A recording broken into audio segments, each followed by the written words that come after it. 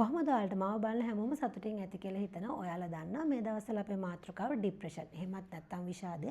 ඔය අලුතින්ම මාව බලන කෙනෙක් නම් මම ආරාධනා කරනවා කලින් වැඩසටහන් ටික බලලා එන්න කියලා. මම කලින් වැඩසටහනේ පොරොන්දුනා අපි ළමයින් සම්බන්ධයෙන් කතා කරමු කියලා. මොකද නොදැනුවත්ව ළමයිට ડિප්‍රෙෂන් තියෙන්න පුළුවන්. අපි සාමාන්‍යයෙන් නිවුස් බලද්දී අපි අහලා තියෙන නිවුස් එකක් අපේ කනට හුරු නිවුස් එකක් තමයි විභාගයේ අසමත් වුණා කියලා සියදිවි හානි කරගත්තා.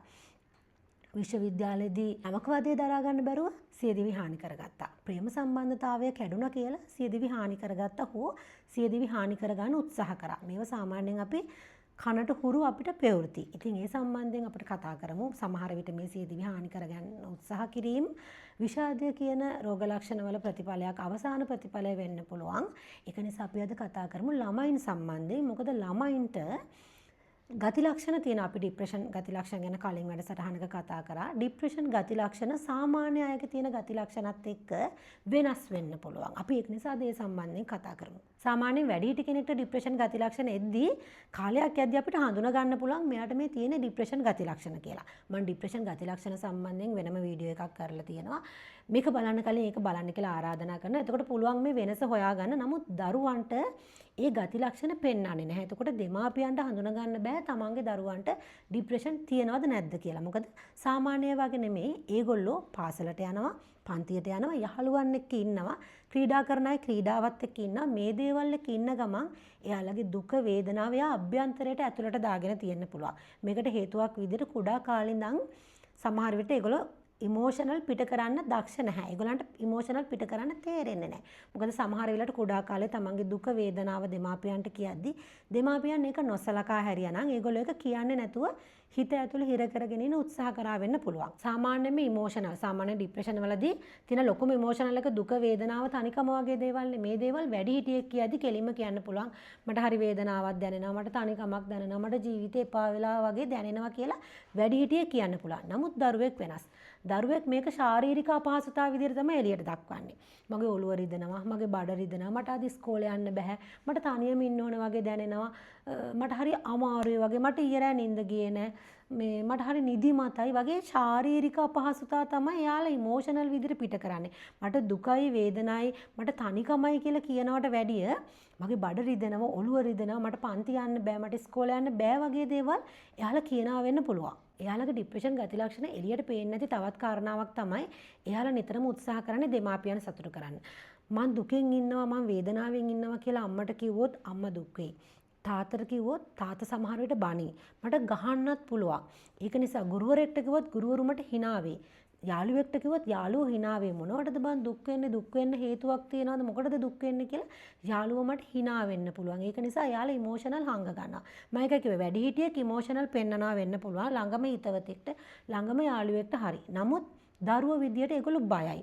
ඒගොල්ලෝ අනිත් අය සතුටු කරන්න ජීවත් වෙනවා වෙන්න පුළුවන්. විශේෂයෙන් ටොක්සික් පේරන්ට්ස් නම් හිටියේ දඬුවම් දෙන තරවටු කරන නිතරම බනින අම්මා කෙනෙක් හෝ තාත්තා කෙනෙක් නම් ඉන්නේ ඒ දරුවෝ ඉමෝෂනල් පිට කරන්නේ නැහැ. මම කලින් කියපු විදිහට වැඩි හිටියන් තමන්ගේ දුක වේදනාව එළියට ප්‍රකාශ කරාට සමීපතමෙක්ට ප්‍රකාශ කරාට දරුවෝ ඒක ප්‍රකාශ කරනවා වෙන්න පුළුවන් එක්කෝ අර ශාරීරික අපහසුතාව වලින් බඩ රිදෙනවා පාසල් යන්න බෑ කියලා එහෙම ශාරීරික අපහසුතාව වලින් ඒක එළියට ඉදිරිපත් කරන්න පුළුවන්. එහෙමත් නැත්නම් එයාලට නිතරම තරහ යන්න පුළුවන්. එයාලා අනිත් අයත් එක්ක කේන්තියෙන් ඉන්න පුළුවන්. ඇග්‍රෙසිව් වෙන්න පුළුවන්. ඒ කියන්නේ බඩු පොළවේ ගහලා ඒ වගේ ඇග්‍රෙසිව් වෙන්න පුළුවන්. ඒ වගේම ඒගොල්ලෝ තනියම ඉන්න උත්සාහ කරනවා වෙන්න පුළුවන්. කාමරයට වෙලා දොර වහගෙන අම්මා තාත්තගෙන් යාළුවන්ගෙන් ඈත් වෙලා ඉන්නා වෙන්න පුළුවන්. අධ්‍යාපනයට තියෙන උනන්දුව අඩු වෙන්න පුළුවන් සහ පාසලට යන්න තියෙන කැමැත්ත කලින් කැමැත්තෙන් පාසලට ගියපු දරුවෙක් පන්ති වලට ගියපු දරුවෙක් ඉගෙනගත්තු දරුවෙක් ඒ සම්බන්ධයෙන් තිබ්බ උනන්දුව අඩු වෙන්න පුළුවන්. මේවා මේ ගති ලක්ෂණ වෙනස් නෑ. එක සමාන ගති ලක්ෂණ තමයි තියෙන්නේ. නමුත් දරුවන් ඒවා එළියට පෙන්නන ආකාරය සහ වැඩිහිටියෙක් ඒක එළියට පෙන්නන ආකාරය වෙනස්. මට අද කතා කරන්න ඕනුනේ ඉන්නේ ඒක නිසා. මොකද මේ වෙනස වැඩිහිටියන්, දෙමාපියන් සහ විශේෂයෙන්ම ගුරුවරු මං කලින් වැඩසටහනේ දැක්ක ගුරුවරු මාව බලනවා. ගුරුවරු මේ සම්බන්ධයෙන් අවබෝධයක් තියාගන්න ඕනේ. දරුවන් සාමාන්‍ය වැඩිහිටියෙක් ගති ලක්ෂණ පෙන්වන විදිහට නෙමෙයි ડિප්‍රෙෂන් ගති ලක්ෂණ පෙන්වන විදිහට නෙමෙයි දරුවෙක් ඒ සම්බන්ධයෙන් ගති ලක්ෂණ පෙන්වන්නේ. ඒ වගේම මේ පාසල් යන දරුවන්ගේ ડિප්‍රෙෂන් ගති ලක්ෂණ ඒගොල්ලන්ට හරි ලේසියෙන් හංගන්න පුළුවන් ස්ක්‍රීන් එකකින්. මොකද එයාලා නිතරම ස්ක්‍රීන් එකේ හිටියා. මේ ස්ක්‍රීන් එකම තමයි වර්තමානයේ පාසල් දරුවන්ට ડિප්‍රෙෂන් හැදෙන්න ප්‍රධාන හේතුවක් විදිහට මේ ස්ක්‍රීන් ඇඩික්ෂන් එක බලපෑම් එල්ල කරනවා. මම ડિප්‍රෙෂන් හැදෙන හේතු සම්බන්ධිනුත් කරලා තියෙනවා. පවුලේ ප්‍රශ්න වෙන්න පුළුවන්, ආර්ථික ගැටලු වෙන්න පුළුවන්, අම්මා තාත්තගේ ප්‍රශ්න වෙන්න පුළුවන්, නොසලකා හැරීම්, ආදරය අඩුවීම්, සම්බන්ධතා බිඳ වැටීම් මේ වගේ හේතු කීපයක් තියෙනවා. මේ හේතුත් එක්කම මොළයේ රසායනික වෙනස් වීම මේ වගේ හේතු කීපයක් තියෙනවා. මේ හේතුත් එක්කම ස්ක්‍රීන් එක ලොකු බලපෑමක් කරනවා වර්තමානයේ පාසල් දරුවන්ට ડિප්‍රෙෂන් හැදෙන්න. ඒ වගේම එයාලා ડિප්‍රෙෂන් රෝග ලක්ෂණ, ගති ලක්ෂණ ස්ක්‍රීන් එකෙන් වහ ගන්නවා. මොකද ඒගොල්ලෝ නිතර මේකට ඇඩික්ට් වෙලා ඉන්නේ. අම්මලටත් ඒක එච්චර දැනෙන්නේ නැහැ. දෙමාපියන්ට දැනෙන්නේ නැහැ. ෆෝන් එකේ නිතරම ඉන්න දරුවෙක් ෆෝන් එකේ හිටියා කියලා දැනෙන්නේ නැහැ. ඒගොල්ලන්ගේ දුක, වේදනාව තාවකාලිකව ඒගොල්ලෝ යටපත් කරගන්නේ මේ ස්ක්‍රීන් එකෙන්. තවත් සමහර වෙලාවට දෙමාපියන්ට, වැඩිහිටියන්ට, ගුරුවරුන්ට මේක අයිඩෙන්ටිෆයි කරගන්න බෑ. අවුරුදු 13 වගේ වයසේ සීම ටීනේජ් ඒජ් එකේ නම් ඉන්නේ. මෙයාලා ඉන්නේ ළමාවියත් වැඩිහිටිවියත් අතර අර හෝමෝන් වෙනස් වෙන අවධියේ. එන්න මේ ඒජ් එකේදී සාමාන්‍යයි කියලා හිතනවා. කේන්ති යන එක සාමාන්‍යයෙන් කේන්තියක් යන නිසා. මොකද ඒ වයසේ අනිත් ළමයිගෙනුත් ඇහුවම දෙමාපියන්ගෙම ඔව් අපේ පුතත් එහෙමයි. අපේ දුවටත් එහෙමයි නිතරම කේන්ති යනවා. සායවා දැන් තනියම ඉන්න උත්සාහ කරනවා කියලා කිව්වම දෙමාපියන් හිතනවා මේක සාමාන්‍ය. අනිත් ළමයිටත් මේක සාමාන්‍ය දෙයක් නිසා මේක මේ ඒජ් එකේ තියෙන සාමාන්‍ය ගති ලක්ෂණයක් වෙන්න ඇති කියලා හිතන නිසා සමහර විට ડિප්‍රෙෂන් ගති සහ මේක පොඩ්ඩක් සමානව යන නිසා එතකොටත් හඳුනා ගන්න බැරි වෙනවා. ඒ වගේම නොසලකා ඉන්න එපා. දරුවෙක් වැඩිහිටි කෙනෙක් වෙනවා කියන ඒ හෝමෝන වෙනස් වීමත් එක්ක එන බලපෑම නොවෙන්න පුළුවන් දීර්ඝ කාලීනව මේක තියෙනවා. දීර්ඝ කාලීනව දවසේ වැඩි කාල සීමාවක් මේ ගති ලක්ෂණ පෙන්වනවා නම් ඒක නොසලකා හරින්න එපා. වැඩිහිටියන්ට සහ ගුරුවරුන්ට කියන්න තියෙන විශේෂයෙන්ම. අද මට විශේෂයෙන් කතා කරන්න ඕනුනේ වැඩිහිටියන්ගේ ડિප්‍රෙෂන් ගති ලක්ෂණ සාමාන්‍යයෙන් සමීපතමයන්ට කාලයක් යද්දී පිටතට පේනවා. සමීපතමයන්ට ළඟින් ආශ්‍රය කරන අයට පේනවා. නමුත් දරුවන්ගේ ડિප්‍රෙෂන් ගති ලක්ෂණ එහෙම එළියට පේන්නේ නැහැ. මම අර කියපු හේතු නිසා. මට මේ හේතු සම්බන්ධයෙන් අවධානයෙන් කතා කරන්න ඕනුණා. ડિප්‍රෙෂන් ගති ලක්ෂණ ඔයා දන්නවා.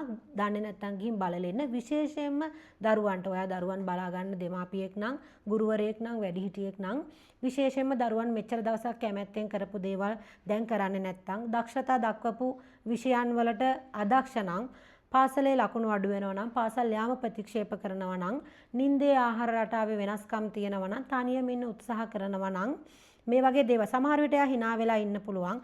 සමහර විට එයා යාළුවන් එක්ක හොඳින් hina වෙලා සතුටින් ඉන්න පුළුවන්.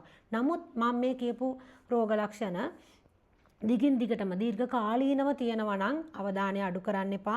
එයාලට මේ වෙලාවේ ඕන වෙන්නේ ජජ් කරන කෙනෙක් නෙමෙයි. එයාලට මේ වෙලාවේ ඕන වෙන්නේ දුකක් වේදනාවෙන් වගේ ඉන්නවා නම්, විභාගෙට ලකුණු අඩු වෙනවා නම්, දක්ෂතා අඩු වෙනවා නම් ඒකට සැරවැර කරන බණින දෙමාපියෙක් ගුරුවරයෙක් නෙමෙයි. එයාලට සමහර විට මේ වෙලාවේ ඕන වෙනවා ඇත්තේ ජජ් කරන්නේ නැතුව එයාලට ඇහුම්කන් දෙන හොඳ විශ්වාසවන්ත සවන් දෙන්නේ. ඒක නිසා එයාලට එක්ක ඉන්න බව අඟවන්න, එයාලට උදව් කරන්න ඔයා ඉන්නවා කියලා අඟවන්න, එයාලට සපෝට් සිස්ටම් එකක් වෙන බව අඟවන්න, ඇහුම්කන් දෙන්නෙක් බවට පත් වෙන්න නිරන්තරයෙන්ම. එයාලට උපදෙස් දෙන්න යන්න එපා මේ වෙලාවේ. හොඳම දේ මනෝවෛද්‍යවරයෙක්ට මුලින්ම මනෝවෛද්‍යවරයෙක් හමු වෙන එක. ඒ වගේම උපදේශනෙත් සමගම ඔහු ඇයව ගලව ගන්න පුළුවන්. ඒගොල්ලන්ව කොන් කරන්න එපා. ඒගොල්ලන්ව අයින් කරන්න එපා. ඒගොල්ලන්ව ආයේ සමාජයට ගන්න පුළුවන්. මේක සාමාන්‍ය දෙයක්. මේක හොඳ කරගන්න පුළුවන් දෙයක්. මේක හොඳ කරන්න බැරි දෙයක් නෙමෙයි. ඒක නිසා එයාලට උදව් කරන එක වැඩිහිටියන් විදියට අපේ යුතුයකමක්. ඉතින් අද මට කතා කරන්න ඕනුනේ විශේෂයෙන්ම දරුවන්ට ડિප්‍රෙෂන් තියෙනවා. අපි දකින්නේ එයාලා සියදිවි හානි කරගත්තා කියන තැනට ගියාට පස්සේ ඉතින් මුලින්ම හඳුනා ගන්න අසීරු අවස්ථා ටික තමයි අද මම කතා කරේ. ඒක හඳුනා ගන්න උපදේශනයට යොමු කරන්න, වෛද්‍යවරයෙක් ළඟට යොමු කරන්න. ඔයාට පුළුවන් ඔයාගේ දරුවා වෙන්න පුළුවන්. ඔයාගෙන් ඉගෙන ගන්න දරුවෙක් වෙන්න පුළුවන්. ඉක්මනින් ආව යථා තත්ත්වයට අරගෙන හොඳ කරගන්න. ඉතින් ස්තුතියි අදත් මගේ වැඩසටහන බැලුවට ප්‍රයෝජනවත් වුණා නම් කමෙන්ට් කරන්න අමතක කරන්න එපා. ස්තුතියි මාව බලන මට කමෙන්ට් කරපු හැමෝටම. සබ්ස්ක්‍රයිබ් කළා නැත්නම් සබ්ස්ක්‍රයිබ් කරගෙන යමු. ස්තුතියි.